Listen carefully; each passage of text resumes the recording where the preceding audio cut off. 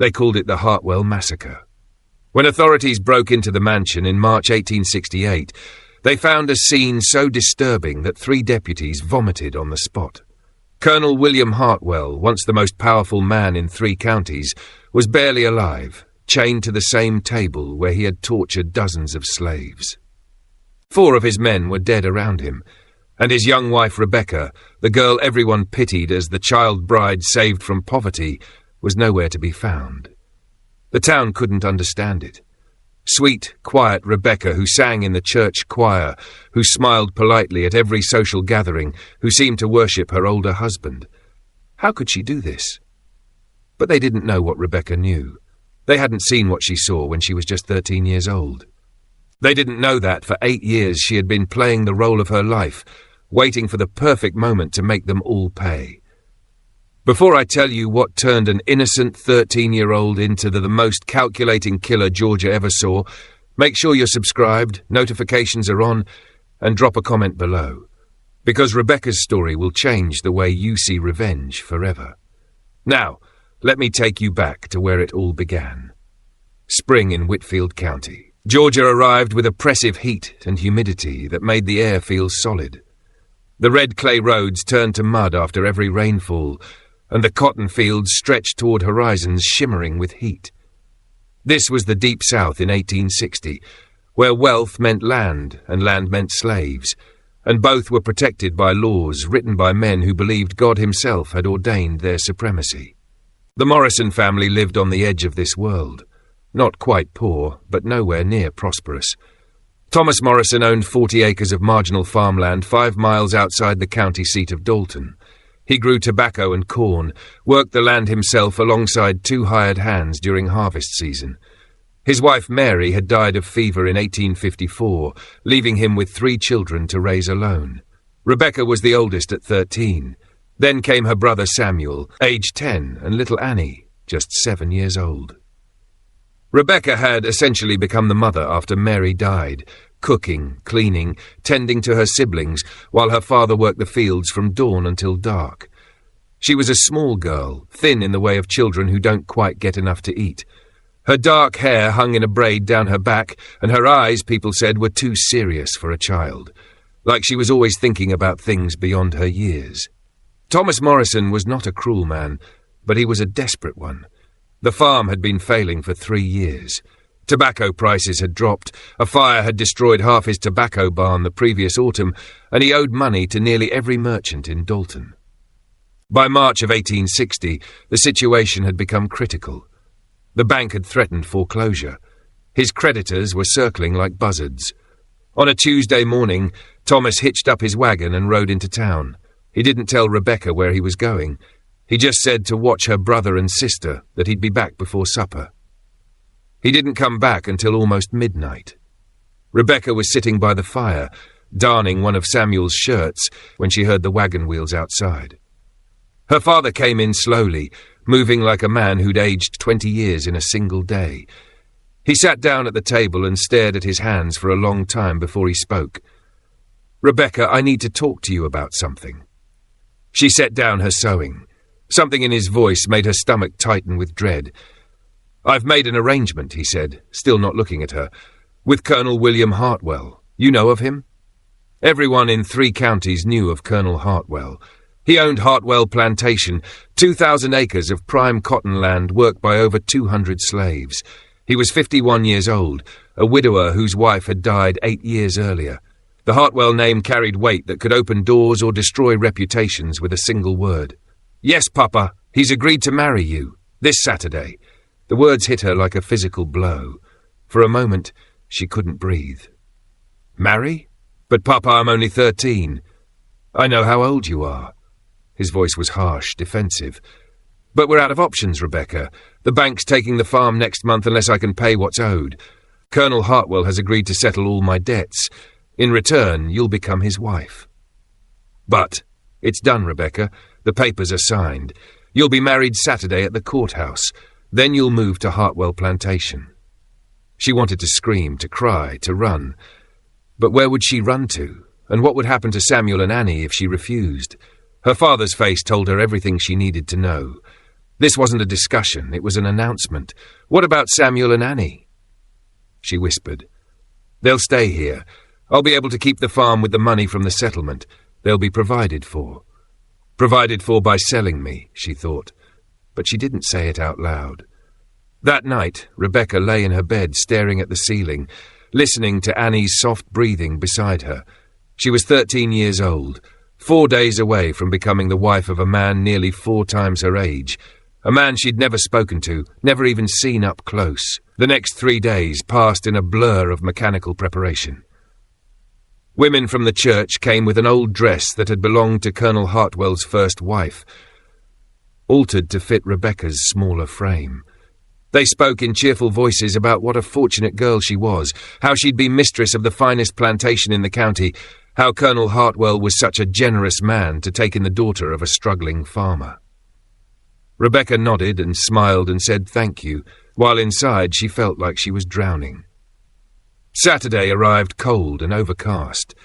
The wedding took place in Judge Pemberton's office with just 6 witnesses present.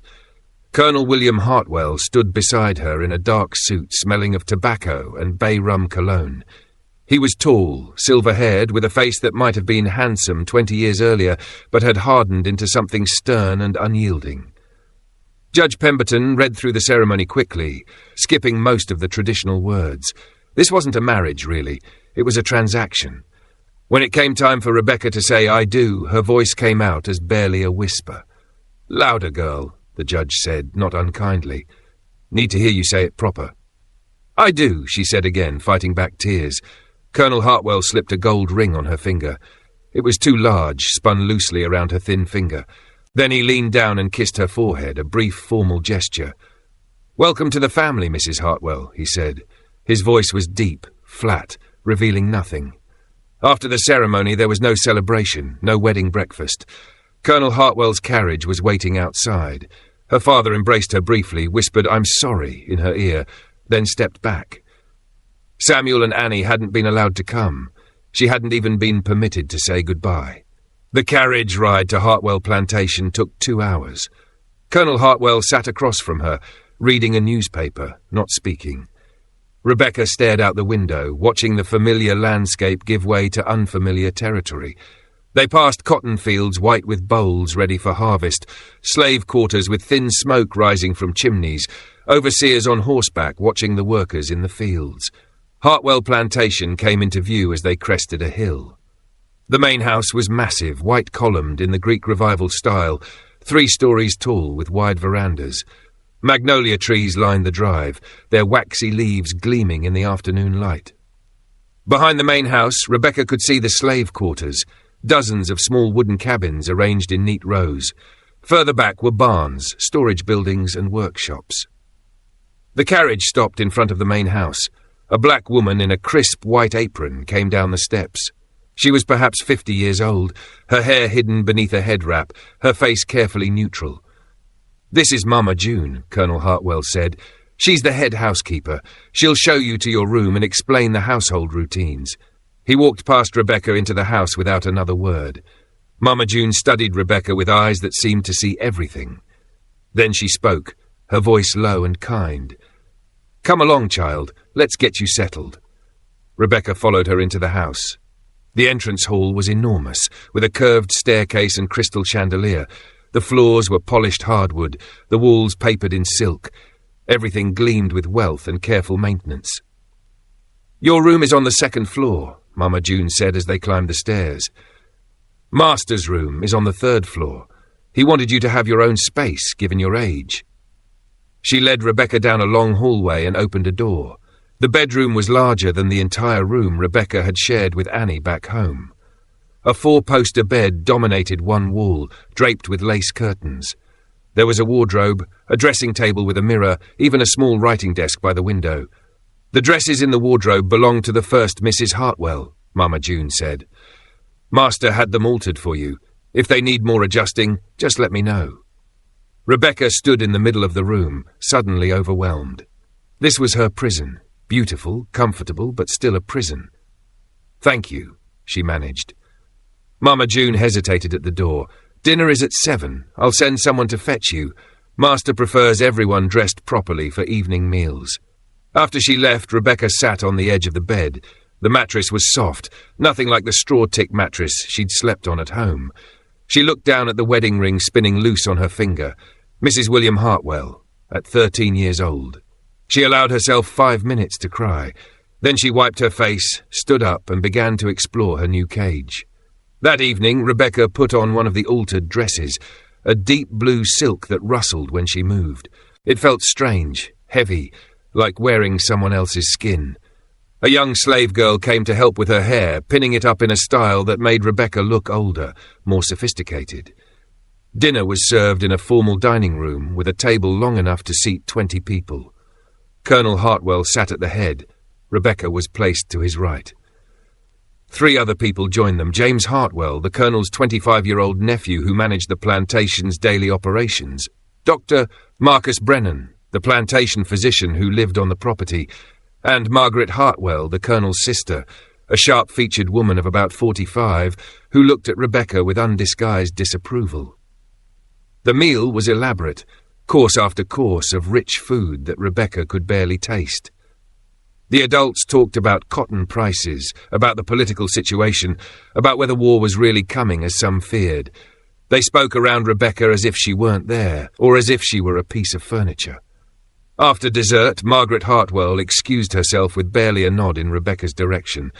Dr. Brennan and James Hartwell retired to the Colonel's study for cigars and brandy. Colonel Hartwell turned to Rebecca. "You may go to your room now. I have business to attend to." Rebecca stood, grateful for the dismissal, but as she moved toward the door, he spoke again. "Rebecca." She turned back. "You're very young," he said. His voice was neither kind nor unkind, simply stating a fact. "I want you to understand that I have no intention of demanding certain marital duties until you're older. Perhaps when you turn 16, you have my word on that." Relief flooded through her so intensely she felt dizzy. "Thank you, sir. However, you are the mistress of this house now. You have responsibilities. Mama June will instruct you in your duties. I expect you to fulfill them properly." "Yes, sir. You may go." Rebecca hurried up to her room, her heart pounding. 3 years. She had 3 years before he would expect that. It wasn't freedom, but it was a reprieve. She could endure 3 years. She had to. She changed into a nightgown, another garment from the first wife's wardrobe, and climbed into bed. The house was quiet, but not silent. She could hear footsteps in the halls, distant voices, the normal sounds of a large household settling for the night. Around 11 o'clock, she heard something else. A sound from outside, faint but distinct. A cry, quickly muffled. Then another. Not animal cries. Human. Rebecca got out of bed and went to the window. Her room faced the back of the plantation, looking out over the slave quarters. The small cabins were dark, but there was light coming from somewhere behind them, a flickering orange light. Torches. She pressed her face to the glass, trying to see better. Dark figures moved in the torchlight. She could hear voices now, though she couldn't make out words. And then another cry, longer this time. A scream of agony that ended abruptly. Rebecca's blood turned cold. What was happening out there?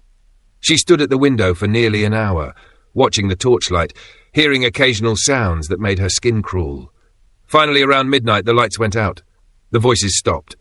The plantation returned to silence. Rebecca climbed back into bed, but she didn't sleep. She lay there in the darkness, wondering what she had just witnessed, wondering what kind of house she had entered. In the morning at breakfast, she wanted to ask. Wanted to say, what was happening last night behind the slave quarters? But something in Colonel Hartwell's face, something in the way Mama June avoided her eyes, told her that questions would not be welcome. So she stayed silent. And she began to learn the first lesson of survival in Hartwell Plantation. Some things were not meant to be seen, and even fewer were meant to be spoken of. But Rebecca was not a fool. She was young, but she was observant. And over the following weeks, she began to notice patterns. But what exactly was happening in that clearing? What was Colonel Hartwell hiding from the world?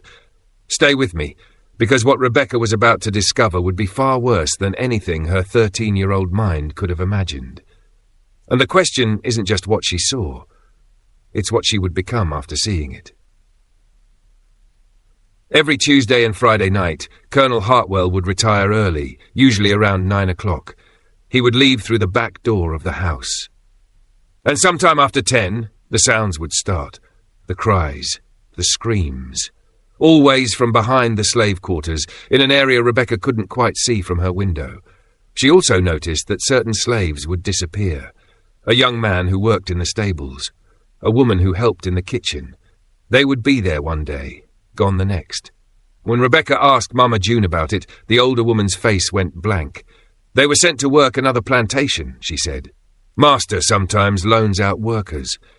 But there was something in her voice, something in the way her hands trembled slightly as she folded laundry, that told Rebecca this was a lie. 3 months after her arrival, on a June night when the heat was oppressive and sleep impossible, Rebecca made a decision. She had to know. She had to see what was happening. She waited until the house was quiet, until she heard Colonel Hartwell leave through the back door as he did every Tuesday. Then she put on a dark dress, left her room barefoot, and crept down the back stairs. The back door of the mansion led to a covered walkway that connected to the kitchen building. Rebecca moved through it silently, her heart hammering so hard she thought everyone in the house must hear it. She reached the kitchen, empty now, the cooking fires banked for the night. What Rebecca didn't know yet was that this single decision, this one moment of refusing to look away, would set in motion 8 years of preparation. 8 years of becoming someone she never imagined she could be. 8 years that would end with 4 men dead and a plantation burned to ashes. But I'm getting ahead of myself. First, she had to see. She had to know. Beyond the kitchen was the yard, and beyond that, the slave quarters. Rebecca stayed in the shadows, moving from building to building. The quarters were silent, but she could see candlelight through the cracks of some cabins. People were awake, but staying inside, hiding. She moved past the last row of cabins and found herself facing a small grove of trees. This was the area she couldn't see from her window. The torchlight was coming from somewhere in those trees. Rebecca moved forward, her breath coming in short gasps. She could hear voices now, men's voices, laughing. And underneath that, another sound, whimpering, pleading. She crept closer, moving from tree to tree until she could see. There was a clearing. 4 torches on poles illuminated it with harsh, flickering light. In the centre of the clearing stood a wooden structure, like a barn, but smaller. Its doors stood open. Inside, Rebecca could see a table, and on that table, chained by wrists and ankles, was a girl. She couldn't have been more than 12 years old. She was naked, covered in blood, and she was screaming. 4 men stood around the table. Rebecca recognized Colonel Hartwell immediately. The others were James Hartwell, Dr. Brennan, and Samuel Dockery, a neighbouring plantation owner. But what they were doing to that girl, what Rebecca saw in those few horrifying seconds before she stumbled backward in shock, would haunt her for the rest of her life. Colonel Hartwell held a knife. He was cutting, carving, while the other men watched and offered suggestions like they were discussing a piece of furniture being built rather than a child being tortured. The girl's screams had weakened to choking sobs. Dr. Brennan stepped forward with a bottle, poured something on her wounds. The girl convulsed, her scream rising again before cutting off entirely as she lost consciousness. "Careful," Colonel Hartwell said mildly. "Don't want her dying before we're finished." Rebecca backed away, her hand pressed to her mouth to keep from vomiting. She turned and ran, not caring any more about being silent, just needing to get away from that clearing, from those sounds, from the casual evil she had just witnessed. She made it back to her room somehow, though later she wouldn't remember the route she took. She locked her door, climbed into bed, fully dressed, and pulled the covers over her head like a child trying to hide from monsters, except the monsters were real. And she was married to one. She didn't sleep that night. She lay there, shaking, her mind replaying what she'd seen over and over. That girl's face, those men's laughter, the blood, so much blood, the way they discussed her suffering like craftsmen discussing their work, the clinical detachment, the complete absence of humanity in their eyes. Rebecca thought about running, about sneaking out before dawn, finding a horse, riding as far and fast as she could. But where would she go? She had no money, no family that could protect her from a man like Colonel Hartwell. If she ran, he would find her. And when he did, she would end up on that table, chained, screaming, dying slowly while he took notes about her suffering. So running wasn't an option. Neither was telling anyone. Who would believe a 13-year-old girl over the most respected plantation owner in 3 counties? The sheriff was probably his friend. The judge certainly was. And even if someone did believe her, what then? Would they risk their own lives and reputations to challenge a man as powerful as Colonel Hartwell? No. She was alone. Completely and utterly alone. Trapped in a house with a monster, expected to smile and play the role of dutiful wife while people died in the darkness. But lying there in the pre-dawn hours, Rebecca felt something shift inside her. The fear was still there. The horror was still there. But underneath it, something harder was forming. Something cold and patient and absolutely ruthless. As dawn light began to seep through the windows, Rebecca realized something with perfect clarity. She was trapped in hell. And if she didn't want to end up on that table, chained and screaming, she needed to become someone new. Someone who could survive in this house of horrors. Someone who could smile at monsters and wait for her chance to destroy them. At breakfast, Rebecca forced herself to eat, forced herself to look at Colonel Hartwell and smile politely when he asked if she had slept well. "Yes, sir. Very well, thank you." He studied her for a moment, and she wondered if he could see the lie, if he could sense what she had witnessed, but his expression remained neutral. "Good. Mama June tells me you're adapting well to your duties." "I'm trying my best, sir. That's all anyone can ask." The conversation moved on to plantation business. Rebecca ate her eggs and toast, drank her tea, and acted like she hadn't seen anything that would make a normal person lose their sanity. After breakfast, she found Mama June in the linen closet, counting sheets. "Mama June," she said quietly, "I need to talk to you." The older woman's face grew wary. "About what, child?" "Last night, I saw what happens in the clearing." Mama June's hands stilled on the linens. When she looked up, her eyes were full of a grief so deep it seemed to have no bottom. "Then you know," she whispered, "and now you understand why we don't speak of it. The girl, is she dead? By morning. They always die. Sometimes it takes days, but they always die, and then they're buried in the woods where no one will find them." Rebecca felt tears sliding down her face. How long has this been happening?" "Years, since before the first Mrs. Hartwell died. Maybe longer, I don't know. I try not to know. Why doesn't someone stop them? Why doesn't someone go to the authorities?" Mama June's laugh was bitter. "The sheriff? He joins them sometimes. The judge? He's Colonel Hartwell's brother-in-law. The newspaper editor? He owes the colonel money. There is no authority here except the colonel and men like him.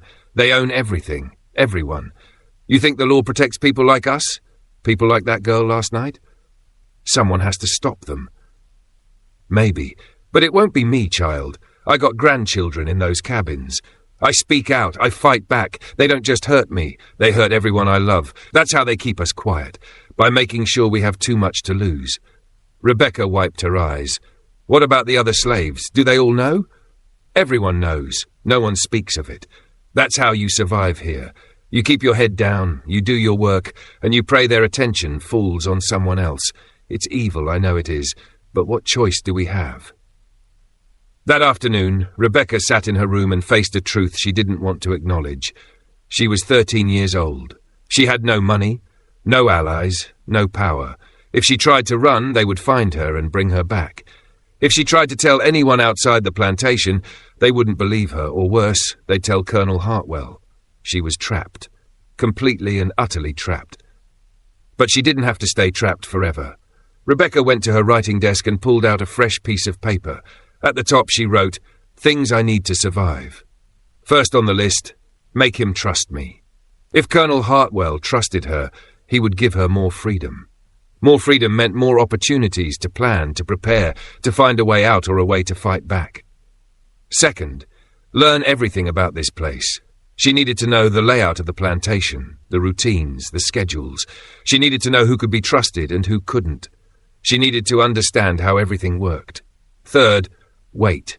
She was 13. She was small, weak, powerless. But she wouldn't stay 13 forever. She wouldn't stay small or weak forever.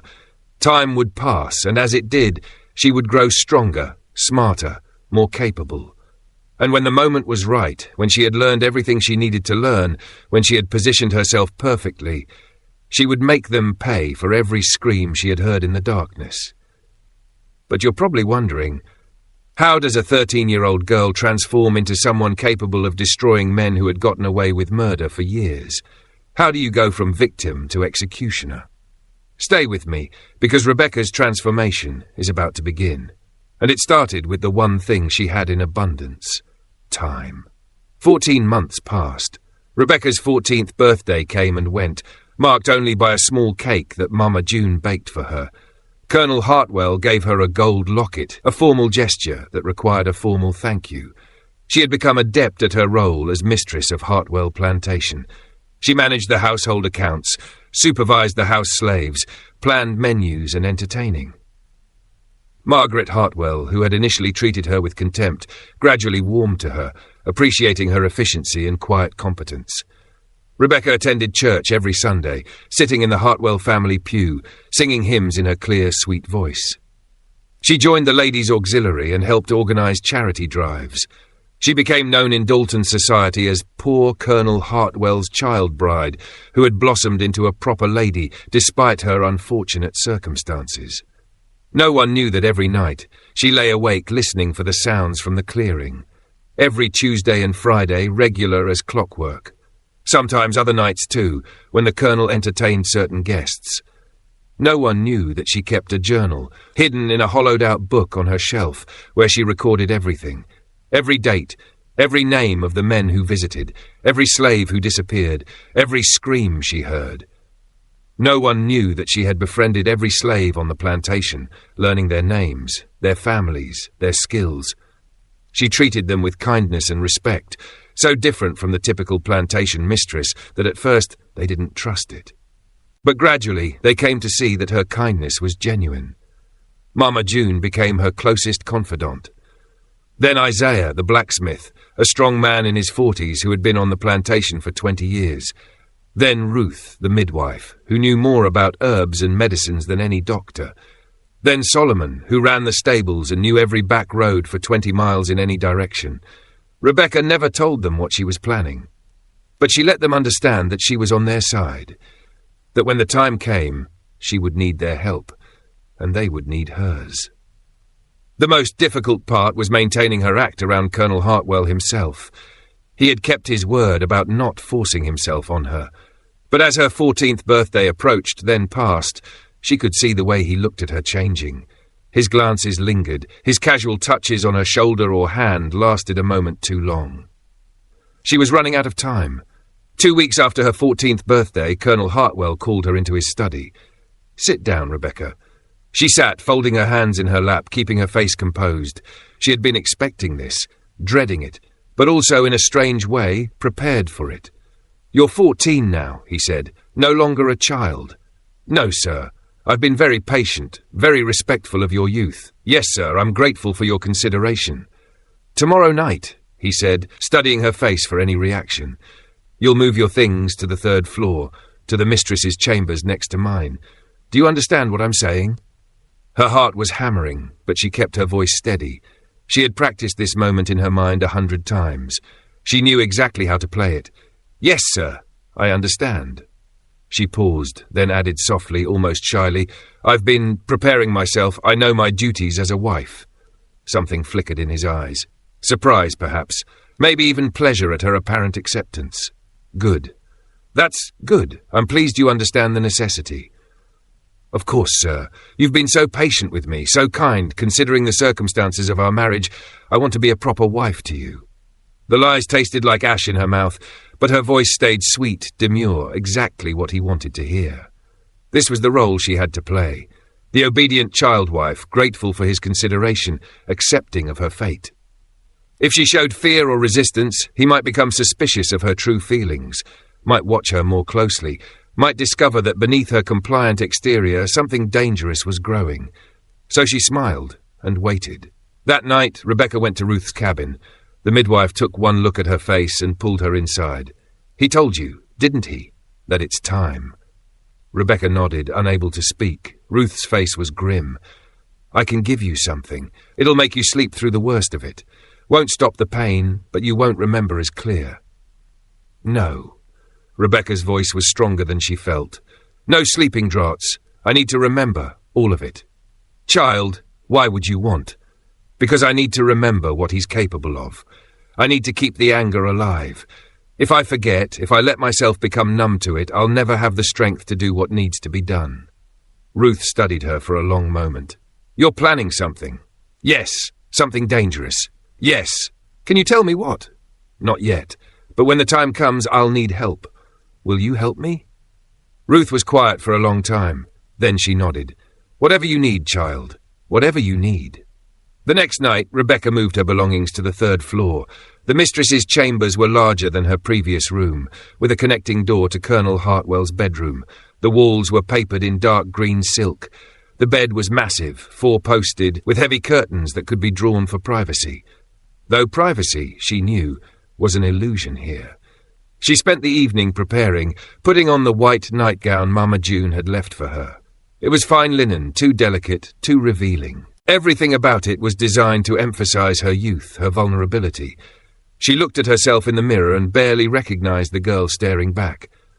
At 10 o'clock, that door opened. Colonel Hartwell stood there in his dressing gown, a glass of whiskey in his hand. He wasn't drunk, wasn't angry, wasn't anything. He was simply claiming what he believed was rightfully his. "Leave the candles lit," he said. "I want to see you." What happened that night was brutal. Not because he was deliberately cruel in the way he was with his victims in the clearing. He didn't use instruments of torture. He didn't take sadistic pleasure in her pain. That somehow made it worse. Because to him, this wasn't cruelty. It was simply his right. His property being used for its intended purpose. He was methodical. Clinical. When she cried out in pain, he told her to be quiet, that it would be easier if she relaxed. When she bled, he showed mild irritation that she hadn't been more prepared. When it was finally over and he returned to his own room without another word, Rebecca lay in the darkness, her body broken, her mind reeling. She had expected it to hurt. She had steeled herself for that. What she hadn't expected was the absolute dehumanization of it. The way he had touched her with the same casual indifference he might show when examining livestock he was considering purchasing. She wasn't a person to him. She was a thing, a possession. No different, really, than the slaves he tortured in his clearing. That realization was somehow more devastating than the physical pain.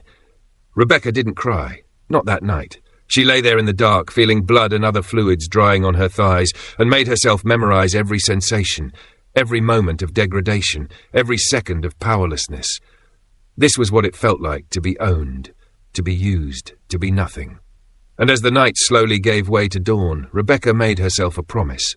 Someday, somehow, Colonel William Hartwell would know exactly how this felt. She would make sure of it. The pattern continued after that. 2 or 3 times a week, the connecting door would open. He would use her body for however long it pleased him, then return to his own room. He never stayed the night, never showed affection or even basic kindness. She was a convenience, nothing more. During the days, he acted as if nothing had changed. He was cordial at breakfast, businesslike when discussing household matters, the perfect southern gentleman in public, the cold user of flesh in private. And Rebecca played her role perfectly, the dutiful wife, the obedient servant, the grateful child bride who knew her place. But inside, she was changing. The girl who had arrived at Hartwell Plantation at 13 was dying a little more each day, and something harder, colder, more dangerous was taking her place. The pattern continued. 2 or 3 times a week, Colonel Hartwell would come to her room. He wasn't the worst husband in the South by the standards of the time. He didn't beat her unprovoked, he provided for her material needs. By the warped logic of their society, he was even considered relatively decent. But Rebecca knew what he was. She had seen it in that clearing. And now she was experiencing firsthand what it meant to be owned by a man who viewed other human beings as things to be used and discarded. The worst part, though, wasn't what happened in her bedroom. It was what continued to happen in the clearing behind the slave quarters. Every Tuesday and Friday, like clockwork. The torches, the screams, the victims who disappeared by morning. Rebecca had initially thought she would become numb to it over time. Instead, the opposite happened. Every scream she heard in the night added fuel to the fire burning inside her. Every morning, when she saw Colonel Hartwell at breakfast, calmly eating his eggs and reading his newspaper, she had to fight the urge to take the knife from the table and drive it into his throat. But she couldn't. Not yet. She wasn't strong enough. She wasn't ready. She needed to wait. So she waited, and while she waited, she learned. But here's what's remarkable about Rebecca's story. She didn't just wait passively. She was building something. A network, an alliance, a plan so detailed, so carefully constructed, that when it finally came time to execute it, nothing would be left to chance. The question isn't whether she would get her revenge. The question is, would she survive it? Stay with me. Rebecca became a student of the plantation's operations. She learned which overseers were crueler than others, which neighbours shared Colonel Hartwell's proclivities, which business associates were trustworthy and which weren't. She learned about the plantation's finances. Colonel Hartwell, trusting his young wife's mathematical skills, had begun letting her help with the accounts. She discovered that Hartwell Plantation, despite its impressive appearance, was heavily in debt. The colonel had invested poorly, gambled excessively, and borrowed against future cotton yields that never quite materialized. She learned about the hidden places on the plantation. Isaiah the blacksmith showed her the root cellar beneath his workshop, large enough to hide 12 people. Solomon the stable master showed her the back trails that led off the property, routes that could be travelled at night without being seen from the main house. Most importantly, she learned about the clearing and what happened there. Dr. Yuff Brennan, with his medical knowledge, was the architect of the tortures. James Hartwell documented everything, keeping detailed journals of each session. Colonel Hartwell himself was the executioner, the one who ultimately decided when each victim's suffering would end. They believed they were conducting scientific experiments, studying human endurance, exploring the limits of pain and survival. They convinced themselves this was valuable research, that they were advancing human knowledge. In reality, they were simply monsters indulging their worst impulses under a thin veneer of intellectual justification. Rebecca learned all of this through careful observation and strategic questions. She never let on that she knew. She played her role perfectly, the obedient wife, the efficient mistress of the house, the proper Southern lady. But inside, she was counting the victims, counting the months, counting down to the day when she would be strong enough, prepared enough to make them all pay. By the time Rebecca turned teen, she had evolved into someone her 13-year-old self wouldn't have recognized. She was taller now, her body had matured, and her face had lost its childish softness. More significantly, she had developed a kind of hardness, a steel in her core that hadn't existed before. The slaves noticed the change in her too. She was no longer the frightened child bride. She was someone who could be trusted, someone who might actually have the strength to challenge the evil that lived at the heart of the plantation. It was Mama June who first broached the subject directly. They were alone in the summer kitchen, preserving peaches. Mama June worked in silence for a long time before speaking. "You've been here 3 years now." "Yes." "You know everything. You've seen everything." "Yes. And you're still sane. That takes strength, child, more strength than most people have." Rebecca looked at the older woman. "I'm not sane, not really. I just learned how to hide it better." Mama June smiled sadly. "That's the same thing in a place like this. Mama June, when the time comes, I'm going to need help. I know. It's going to be dangerous. People might get hurt.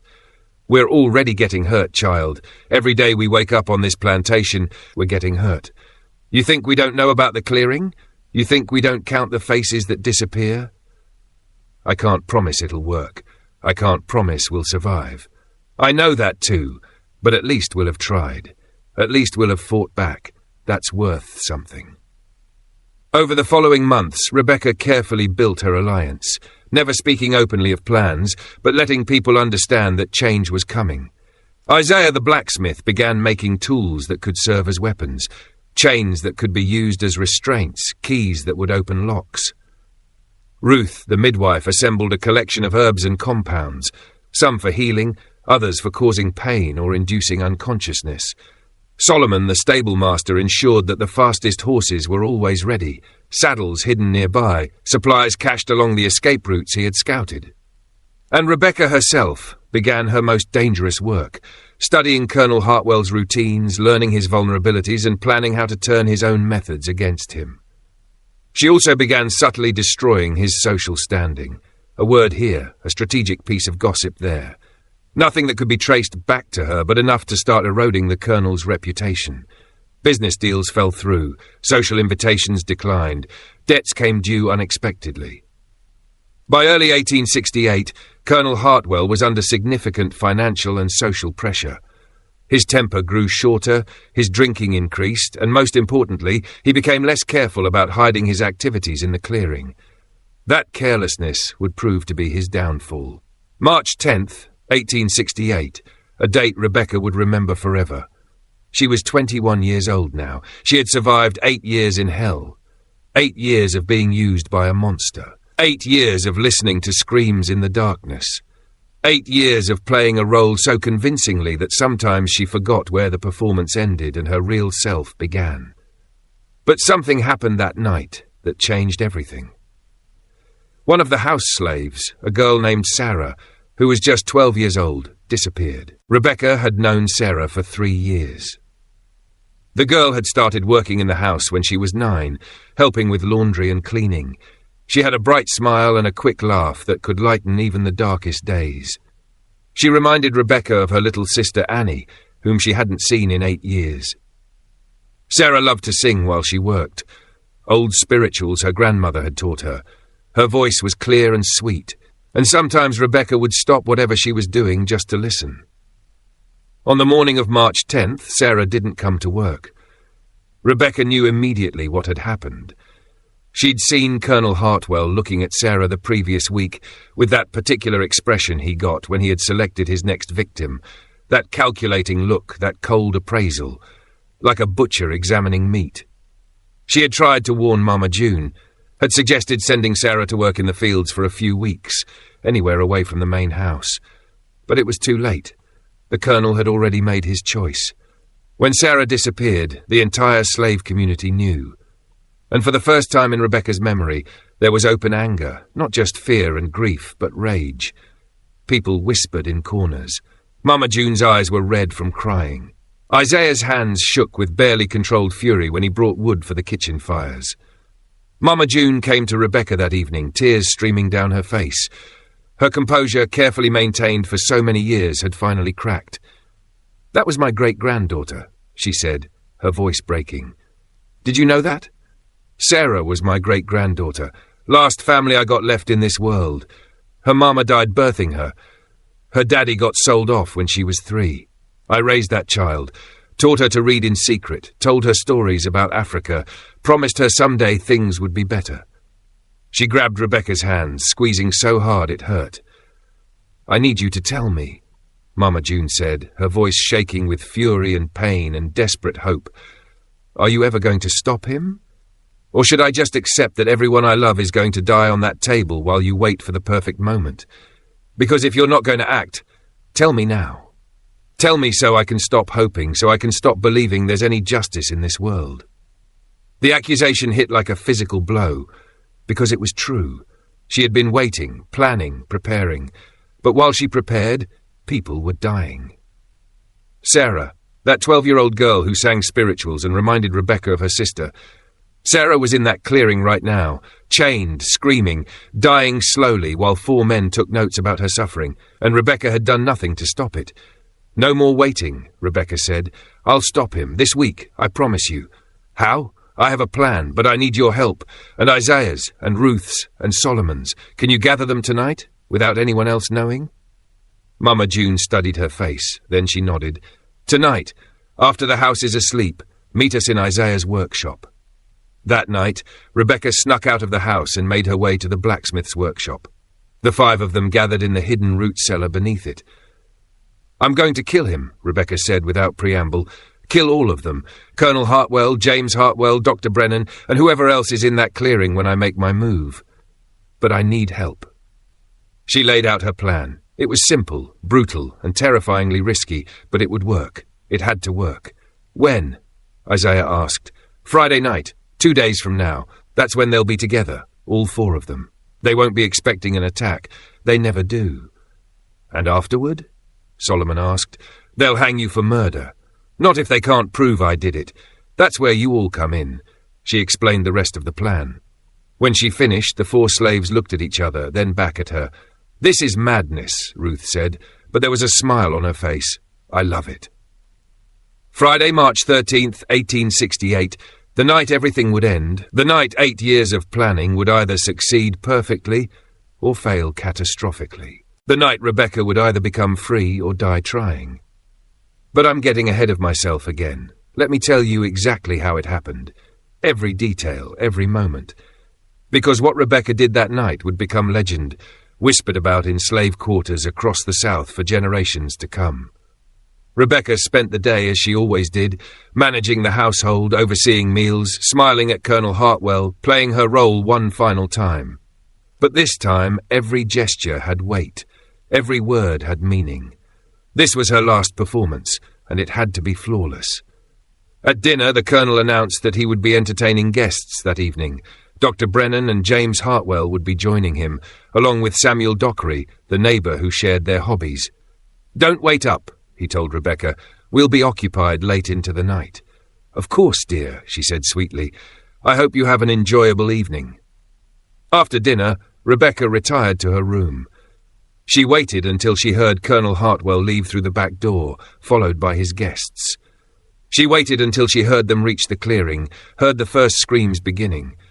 Then she changed into dark clothing, clothes she had specifically prepared for this night. She took the bottle Ruth had given her, filled with a powerful sedative made from concentrated herbs. She took the knife Isaiah had sharpened for her, thin and lethal, and she went to meet her husband. She approached the clearing from the back, moving silently through the trees. She could see the torches, hear the men's voices, hear the victims' cries.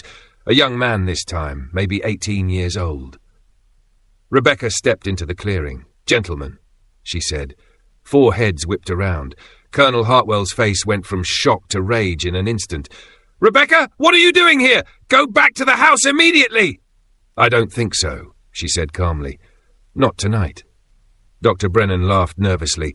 William, your wife seems confused. Perhaps you should escort her back. I'm not confused, Rebecca interrupted. I'm here because I've decided it's time we had an honest conversation about what happens in this clearing. You will leave. Now. Colonel Hartwell's voice was dangerous. Or what? You'll chain me to that table? Torture me like you've tortured hundreds of others? Like you're torturing that boy right now? James Hartwell moved toward her. Uncle, let me handle this. Rebecca threw the bottle at his feet. It shattered, and the liquid inside vaporized in the torch heat. The sweet smell of Ruth's sedative filled the clearing. What have you done? Colonel Hartwell demanded. Breathe deeply, gentlemen, Rebecca said. It's quite fast acting. Samuel Dockery was the first to stumble, then Dr. Brennan. James Hartwell made it 2 steps toward Rebecca before his legs gave out. Colonel Hartwell, larger and stronger, fought it longer. He staggered toward her, rage contorting his features. You little... monster? Rebecca suggested. No, that's you. I'm just the one who finally stopped you. He collapsed at her feet. Rebecca stood over him for a moment, breathing hard, her heart racing with adrenaline and terror and triumph. Then she heard footsteps behind her. Isaiah, Mama June. Ruth and Solomon emerged from the trees, along with a dozen other slaves. They carried chains, ropes, the tools of their own oppression. Let's get them to the workshop, Rebecca said. Quickly, before they wake up. When Colonel William Hartwell regained consciousness, he found himself chained to a table. His own table, the one from the clearing, now set up in Isaiah's workshop. The irony wasn't lost on him. The same chains he had used on others now bit into his wrists and ankles. The same unyielding wood pressed against his back. His 3 companions were similarly restrained nearby, all beginning to wake, all gradually realizing their situation with growing horror. Rebecca sat in a chair facing them, perfectly composed. She wore a simple dress, her hair pulled back neatly. She looked like she might be preparing to serve tea rather than about to orchestrate the systematic torture of 4 men. She was holding Colonel Hartwell's journal, the one James had kept documenting their experiments. "Interesting reading," she said conversationally, her voice calm, almost pleasant. "Very detailed. Names, dates, descriptions of what was done to each victim. March 15th, 1860. Male, approximately 18 years old, field worker. Sustained consciousness for 4 hours under systematic application of heated instruments. June 22nd, 1862. Female, approximately 22 years old, house servant. Demonstrated unexpected pain tolerance, expired after 6 days. A complete confession, really, spanning 8 years of murder." Rebecca, Colonel Hartwell's voice was strained, trying for authority despite his position. Despite the chains. Despite the fact that, for the first time in his life, he was the one who was powerless. "This is madness. Release us immediately, and we'll discuss your concerns like civilized people." Civilized? Rebecca closed the journal slowly, deliberately. "That's an interesting word choice, coming from you. Tell me, Colonel, how many victims are documented in this journal? I counted 147. Does that sound right to you? Or did James miss a few in his record-keeping?" Silence. The 4 men exchanged glances, trying to gauge their situation, looking for options that didn't exist. 147 people, Rebecca continued, her voice still pleasant, conversational. "Tortured, murdered, over 8 years. That's an average of just over 18 victims per year, a little more than one every 3 weeks. Quite consistent, really. Very methodical, almost admirable in its regularity if the subject matter wasn't so horrifying." "They were slaves," Samuel Dockery spat, abandoning any pretense at civility. "Property. We had every right to do what we wanted with our own property. You can't." "Your property?" Rebecca interrupted, her voice finally showing emotion. Not anger. Something colder. More dangerous. Sarah wasn't property. She was 12 years old. She loved to sing while she worked. Spirituals her grandmother taught her. She reminded me of my little sister. Did you know that when you were cutting into her 3 nights ago? Did it matter to you that she had a grandmother who loved her? That she had dreams? That she wanted to learn to read? She stood, moving toward the table where tools were laid out. Isaiah's work, though the tools themselves had come from the clearing. Everything the 4 men had used on their victims was now arranged neatly, waiting to be used on them. "You had no right," Rebecca said, picking up a knife. The same knife Colonel Hartwell had used on Sarah. On 146 others before her. "You're monsters, and monsters need to be stopped, but not just stopped. They need to understand. They need to feel what their victims felt every single moment." Dr. Brennan tried reasoning. "Mrs. Hartwell, you're a sensible woman. Think about what you're doing. If you harm us, you'll hang. They'll execute you. Is that what you want?" "What I want," Rebecca said softly, "is for you to feel what they felt. All of them. Every single victim." She stood and picked up one of the tools from the table beside her, Colonel Hartwell's own knife. "Ruth," she called, "how long can you keep them alive, if I'm careful?" Ruth, standing in the shadows, answered matter-of-factly, "With proper care, days maybe. Depends on how much damage you do and where." "Days sounds good. We have a lot to accomplish." "Rebecca, please." That was James Hartwell, his voice cracking with fear.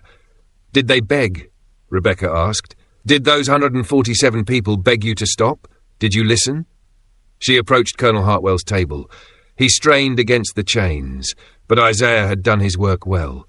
There was no escape, no leverage, no hope. "You told me once," Rebecca said softly, "that you were being patient with me because of my youth. Do you remember that? It was the night before my 14th birthday. I'm sorry.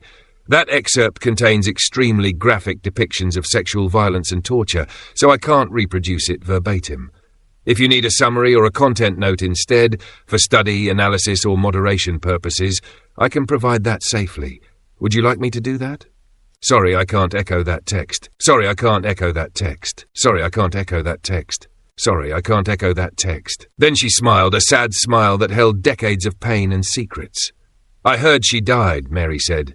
"Long ago. On the night she walked into that clearing, the girl she had been died and something else walked out. Whether that something was better or worse, I couldn't say.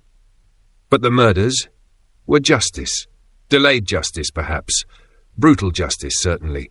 But justice nonetheless.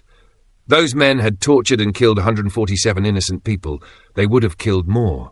Someone had to stop them. The reporter left, his story unwritten. Some truths, he decided, were too uncomfortable to tell. Mary Thompson lived to the age of 72. She died peacefully in her sleep in 1919. In her room, hidden in a locked drawer, they found 2 journals, one documenting evil, one documenting its end. They also found a note written in her last days, "I am Rebecca Hartwell. I was married at 13 to a monster. I endured 8 years of horror, and when I could endure no more, I became a monster myself to destroy the monsters around me. I don't ask for forgiveness. I don't claim righteousness. I only claim this. When all other options had failed, when law and society and God himself seemed to have abandoned those slaves to their suffering, I did what no one else would do. I stopped it. Whatever the cost to my soul, at least the screaming ended. Let history judge me as it will." What do you think of Rebecca's story? Was she a hero or a villain? When all legal and moral options have failed, when institutions protect the guilty and punish the powerless, what is the right response? Where is the line between justice and revenge?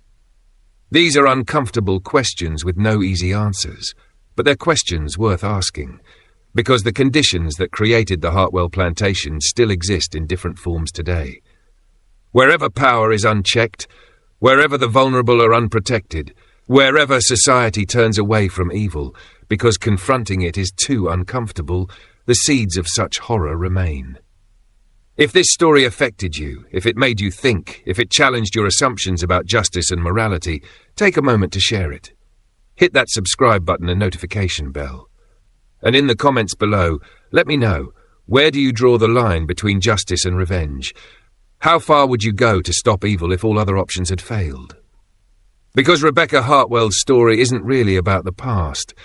It's about the eternal human struggle between accepting evil and becoming monstrous to fight it.